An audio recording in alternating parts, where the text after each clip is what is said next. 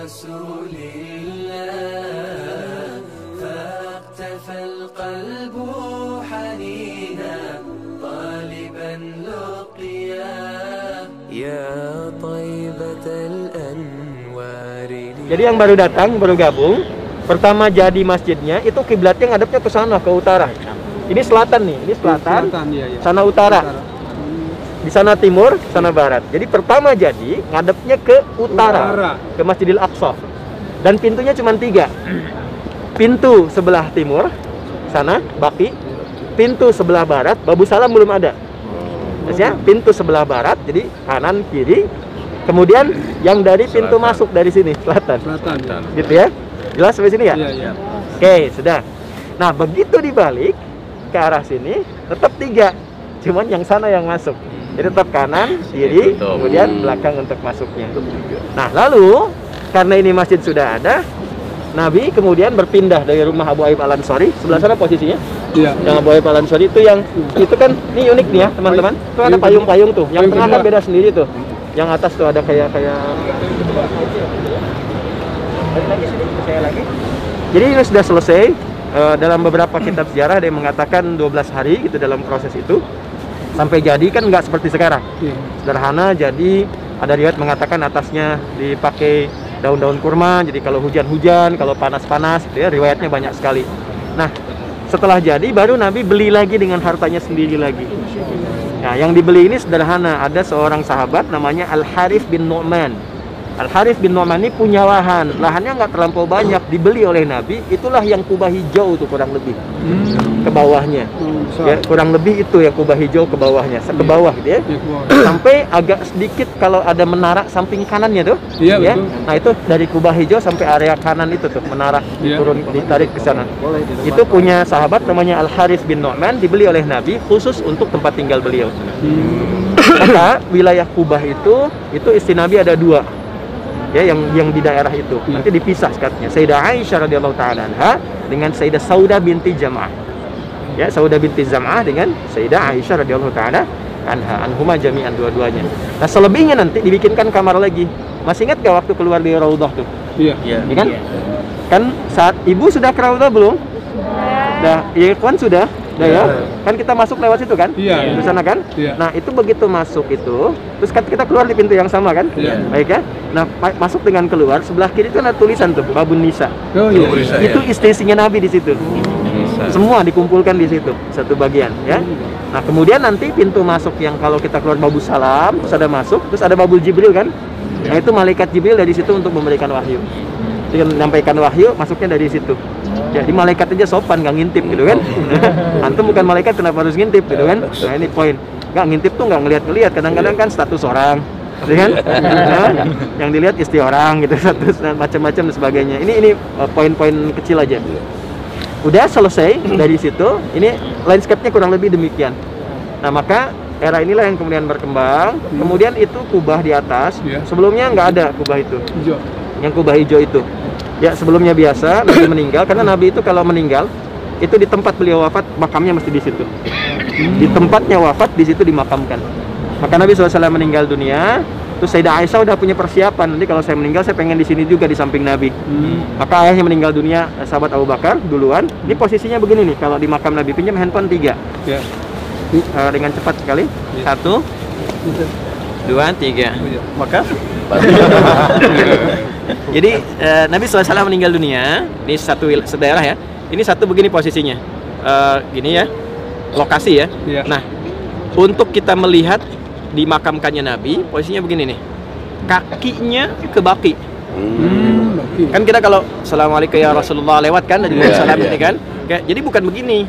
Ini begini, kakinya di Baqi, kepala beliau menghadap ke kiblat ke sini, kakinya di Baqi. Jelas? Satu. Kemudian yang kedua, di sini Abu Bakar As-Siddiq radhiyallahu taala anhu. Nah, di pas pundaknya Nabi di sini kan Abu Bakar As-Siddiq. Jadi nggak sama, nggak begini. Ya, jadi begini, nggak sejajar. Jadi seperti ini. Nah, ini Abu Bakar As-Siddiq. Kemudian setelah itu, nah Sayyidah Aisyah kan berharap bisa kemudian meninggal dikuburkan di sini juga di area dengan suami dan ayahnya. Masih mahram kan? Masih mahram nih. Nah, tapi Umar punya permintaan. ya kepada Sayyidah Aisyah, sekiranya saya meninggal, boleh nggak saya yang di situ gitu ya. Maka Sayyidah Aisyah radhiyallahu taala anha berbesar hati ya, Umar yang ada di situ karena merasakan menemani Nabi, menemani ayahnya, dua sahabat mulia. Maka Umar ketika meninggal dunia dimakamkannya juga di samping Abu Bakar, begini posisinya di pundak. Nggak sejajar ya. Jadi nggak begini. Jadi di sini pundak Nabi, ini di sini. Seperti ini gambarannya. Jelas ya? Jadi kalau kita Assalamualaikum ya Rasulullah, ini rutannya Nabi Muhammad SAW, Abu Bakar, kemudian Umar. Jelas ya sampai sini? Nah, ketika ini masih dua, Sayyidah Aisyah masih buka hijab untuk berziarah dan sebagainya. Tapi ketika Umar datang sudah mulai ditutup, berhijab dan seterusnya, terus pakai satar. Nah, ini menunjukkan bahwa alam kubur pun ada kehidupan. Itu ada di surah Ali Imran di ayat 169 sampai 171 ya. Wala tahsabanna alladziina qutilu fi sabilillahi amwatan bal ahya'un 'inda rabbihim yurzaqun. Orang-orang yang mendedikasikan kehidupannya ya untuk berjuang di jalan Allah, jangan dikira wafat begitu saja. Dia hanya pindah ke alam baru dengan kehidupan yang baru. Nah, di fikih itulah kemudian diberikan gambaran bahwa nanti ada ayat lanjutannya. Kalau kita baca terus, kita akan temukan kalimat wa yastabshiruna billadzina lam yalhaqu bihim min khalfihim alla khaufun 'alaihim wa lahum yahzanun. Bahkan kalau mereka punya keluarga, mereka kalau bisa, berarti tidak bisa kan? Ya, mereka akan kabari keluarganya, nggak usah nangis, nggak usah banyak sedih, siapin aja. Kalau bisa cepat nyusul ke sini, di sini lebih enak. Gitu. Itu sebabnya kadang ada yang anak mimpi ketemu ayahnya yang sudah meninggal, ketemu ibu, gitu ya. Ada gambaran kehidupan. Nah, dengan fikih itulah dipakai. Ya, ada fikih kubur bahwa mengunjungi orang kubur pun kita punya adab. Cuma dalam Islam yang orang wafat pun kita masih punya adabnya. Kita masih nyapa. Assalamualaikum ya ahlul kubur, gitu kan? Assalamualaikum ya ahlad diyar. Yang jawab siapa? Itu sampai kalimat itu. Jangan dikira nggak nyampe, sampai kalimat itu. Makanya kita sopan masuk dan sebagainya. Nah, itu Sayyidah Aisyah menggunakan hijab karena di situ ada orang baru yang bukan dari mahramnya, yaitu Umar bin Khattab. Nah, lantas kemudian, nah ini yang tidak banyak orang tahu. Jadi banyak hoax yang nyebar juga di media sosial. Jadi dari situ sejak Nabi meninggal, kemudian Abu Bakar, Umar dan seterusnya, itu dibikinlah area di sekat.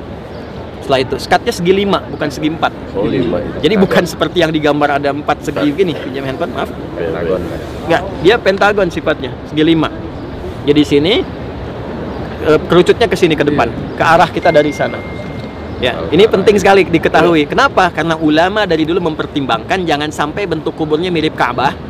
Sehingga yang dulu kelihatan misalnya diduga bahwa ada Ka'bah baru dan sebagainya, gitu, udah diantisipasi.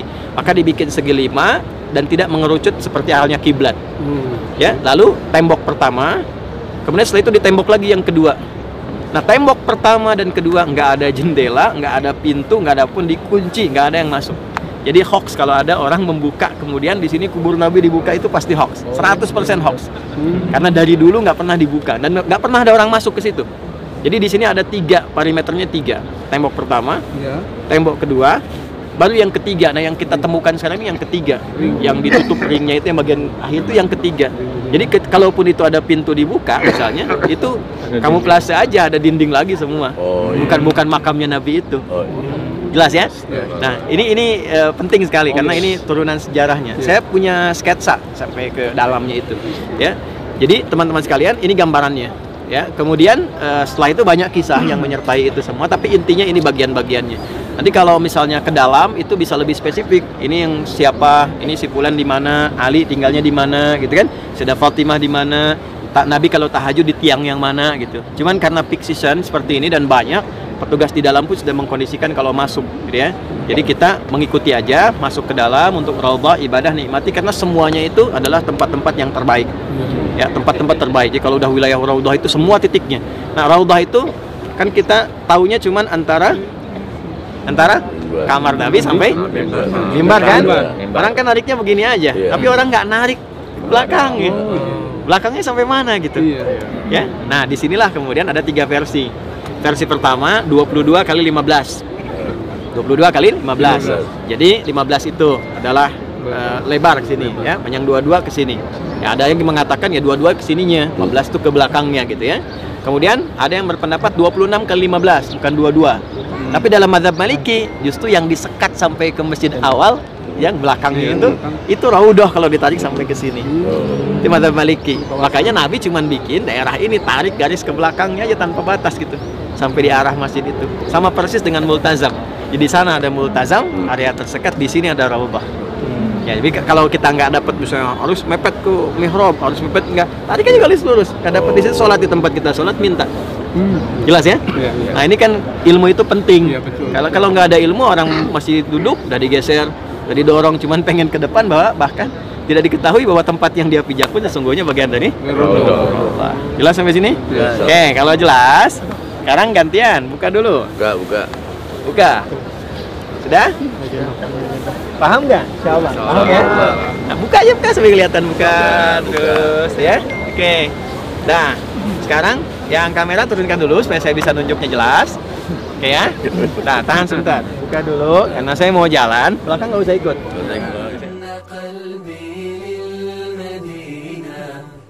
Coba lihat ke sini sebentar. Kubah hijau kan di atas kan? Oke ya, kubah hijau ya.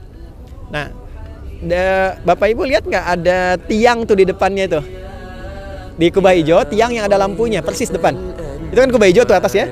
Di depan itu kan, Bapak-bapak, Ibu-ibu, lihat ada tiang kan, lampu kan? Baik ya. Nah, disitulah Umar bin Khattab radhiyallahu anhu untuk anaknya di Mekah kan Abbas punya anak kan Ibnu Abbas. Ibnu Abbas itu kan selalu dari kecil tuh disimpan di hadanahnya Nabi, di tempat-tempat pelataran Nabi, sehingga cinta, terus dia belajar pada Nabi SAW. Jadi pas Nabi meninggal, usianya masih 13 tahun, dia sudah hafal 2000 hadis. Nah, dalam perjalanan itu, Umar melihat, Umar tuh jenius. Umar melihat, ini jangan hanya Abbas, anak saya pun mesti. Jadi kalau Abbas tuh menyimpan anaknya di majlisnya Nabi, maka Umar bikinkan rumah tepat di depan rumah Nabi. Ya, jadi kalau anaknya Abbas itu radhiyallahu ta'ala anhu, Nabi datang ke majlis baru lihat. Kalau Umar intip sejak Nabi keluar rumah. Ya kan? Oke, intip sejak keluar rumah. Nanti gimana cara jalannya, gimana cara interaksinya. Makanya nanti sepeninggal Nabi, Ibnu Abbas hafal 2000 hadis, Ibnu Umar hafal kurang lebih 2800 hadis. Plus 800 ya. Oke? Baik. Yang ketiga menarik nih. Ada single parent perempuan. Jenius juga, namanya Bu Malikah. Ya, Bu Malikah punya anak namanya Anas. Bapaknya Malik. Bapaknya siapa? Malik ya. Maka punya anak nih Anas bin Malik ya. Nah, Anas ini dari kecil dibawa, usia kecil gitulah kayak.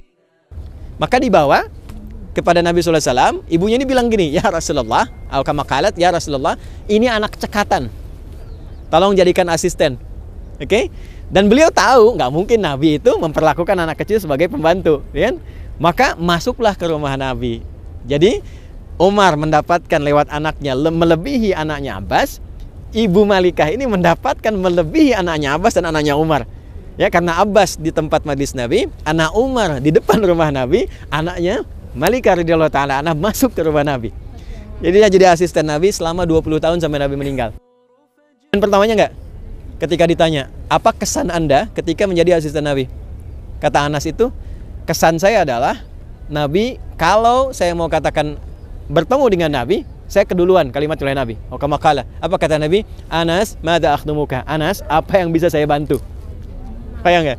Jadi Nabi tahu nih anak masuk ini buat belajar. Nah, fikih itu yang dipakai oleh para ulama-ulama setelahnya. Jadi kalau pengen dapat ilmu, mereka berkhidmat pada ulama. Saya juga demikian dulu. Saya masuk dengan para masyayikh tuh, saya bawain tasnya, bawa apa gitu. Dan itu dipakai dari dulu juga. Bukan untuk khidmatnya kemanusiaan, bukan. Untuk dapat ilmunya.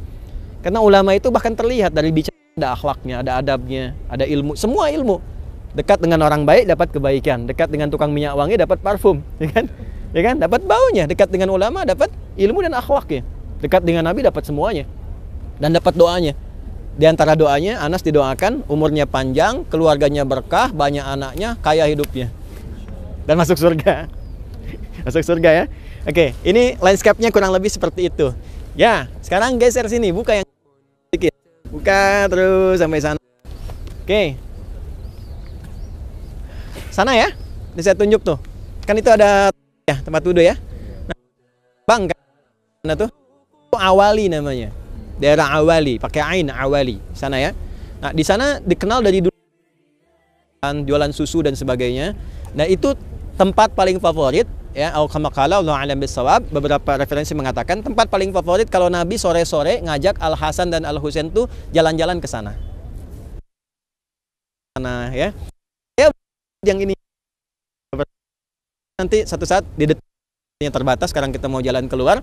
Jadi banyak tempat sahabat. Ya, belum tahu kan Abu Bakar di mana. Caranya teman-teman sekalian, Masjid Nabawi yang lebih lah, area Masjid Nabawi segitu aja. Nah, bahkan ada suku-suku di yang area masjid sekarang lihat nih, Manik-Manik, terus pas Raudhah itu area full awal masjid di situ awalnya. Itu Bani Najjar namanya. Ya, Bani Najjar. Sekarang kan ada yang terbuka ya, teman-teman. Ingat gak? Ada yang kebuka. Dulu ada kebun. Ya, kebun tuh dibeli oleh sahabat Talhah. Itu kisahnya menarik sekali. Jadi turun ayat tentang orang yang berderma dibayar dengan itu oleh ya itu kan itu bisa nggak tuh kita punya level kayak seperti itu, ayat jangan mencela, langsung kita katakan saya nggak akan mencela, ya kan? Ini akan berbaktilah pada ayah ibumu, saya siap berbakti. Nah dulu orang-orang begitu, makanya dilukiskan dalam ayat Quran itu indah sekali, sami'na wa ata'na, kami dengar langsung kami taati.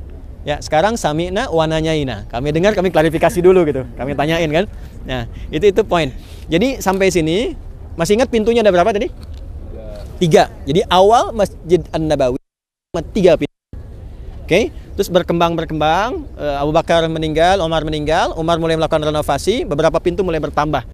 Mulai dibikin Babu Salam dari ini juga wakaf nanti di masa Umayyah ya, kemudian sampai Abbasiyah, sampai singkatnya Raja Fahad, berkembang sampai sekarang jadi 41 pintu. Kurang lebih ada 41 pintu. Tambahan terakhir itu yang pintu imam yang pas di depan sana. Saya sudah pernah masuk situ.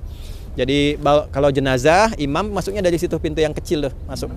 Jadi kalau masuk situ lurus, nanti area kebuka, sebelah kiri nanti para imam. Imam tuh murojaah juga. Jadi sebelum ngimamin mereka baca Quran setoran sama syekh yang paling seniornya. Sekarang yang paling senior Syekh Ali Huzaifi yang imamin tadi subuh. Jadi para imam Masjid Nabawi itu mereka tuh ada maktab Riasatul Haram. Nah, di situ ada petugas-petugasnya. Kemudian teman-teman sekalian, udah itu landscape-nya demikian. Di sana ada Baqi Al-Qarqad. Nah, kemudian ke sebelah sana nanti para sahabat yang belajar dengan Nabi datang, bukan yang warga lokal. Ya, contoh ada orang luar yang pengen khusus ngaji sama Nabi. Inilah awalnya beasiswa Nabi berikan kepada para pembelajar. Nabi itu punya murid-murid khusus dari luar. Ada Abu Hurairah, bukan orang sini, orang Persia. Oke? Ada Salman Al-Farisi, maka di tempatnya disebut Suffah namanya.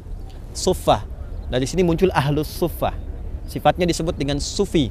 Nah, Sufi itu artinya bukan yang pergi ke gua, bukan. Orang yang berusaha membersihkan hatinya dengan mendekat kepada Allah, dia belajar dengan ritual, belajar yang benar, belajar syariat, belajar ilmu. Ya, jadi orang ketika bersih hatinya, bicaranya baik, jujur, orangnya baik, bersih keadaan hatinya, sofiatul qalbi. Sifatnya disebut dengan sufi. Itu asalnya. Jadi bukan ritual-ritual tertentu, bukan, ya. Itu Ahlus Suffah. Ahlus Suffah itu persis di, kalau ke sini berarti arah sana, di Kang Kubah yang hijau. Jelas ya? Itu bawahannya. Dan di sana ada Masjid Bilal. Kita mutar, nanti kita di luar ini kita akan berputar insya Allah, melewati area sampai ke Baqi dan seterusnya. Nah, yang terakhir, hadap sini, semua. Itu di belakang menara itu kan ada alat tuh ya, naik itu ya. Ah, itu keren ya. Nah. Yang terakhir sebelum saya tutup, sesi ini nggak ada pertanyaan karena kita mau siap-siap untuk kembali. Kalau teman-teman jeli di area Raudhah, kemudian ada area masjid yang lama, ada manik-manik lampu. Lihat dari luar yang terbuka itu, ya, itu ada kaligrafi kan yang dipasang, oke ya. Nah itu posisi dia diletakkan namanya di situ, posisi awal domisilinya. Misal nanti ada Umar, Utsman, Ali, Al Hasan, Al Husain, Abdurrahman bin Auf dan seterusnya, ya. Itu sahabat-sahabat yang dipajang. Baik ya, itu gambaran-gambaran sahabat yang dipajang. Itu sebetulnya ada edukasinya karena di situ menerangkan sejarah lingkar itu. Jelas sampai sini? Oke, dan ada kaligrafi yang kemudian berhias. Ini menunjukkan bahwa sah-sah saja. Para ulama nggak ada beda pendapat. Kalau mau nampilkan misalnya di masjid itu tidak hanya sifatnya ritual, tapi hal-hal yang tidak terkait langsung dengan ritual, yang mengingatkan dan mendekatkan kita pada Allah, boleh-boleh saja di situ ditampilkan. Misal ada kaligrafi, masjidnya ditulisin di atas, boleh hukumnya. Ya, kan Ka'bah pun juga dibikin kaligrafi sekitarannya dengan kain kiswah itu. Itu ada sejarahnya juga. Ya. Nah, ini gambaran terakhir teman-teman sekalian. Ini yang bisa disampaikan, mudah-mudahan bermanfaat. Dan Saya ada pertanyaan, siapa yang tahu masjid ini dibangun kapan? 100? 500? Serius? $1.000? Ini. Oke, dibangunnya mau pakai Masehi atau pakai Hijriah? Oke, masih ada Hijriah. Hijriahnya dulu ya. Dibangunnya tahun 1 Hijriah ketika mulai datang di bulannya Rabiul Awal. Jadi persis tahun kelahiran Nabi. Ya, maaf, bulan kelahiran Nabi.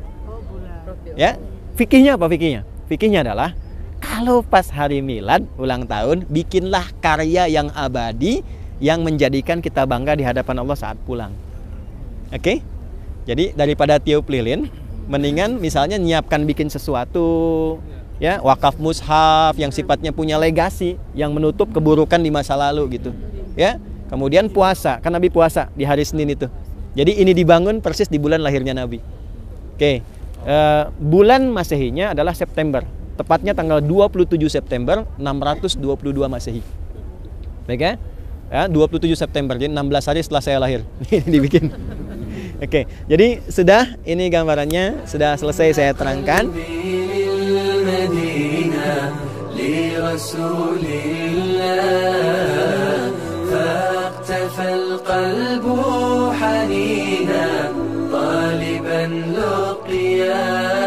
يا طيبة الأنوار لي شوق تبعت هداه يا طيبة الأنوار لي شوق تبعت هداه شوق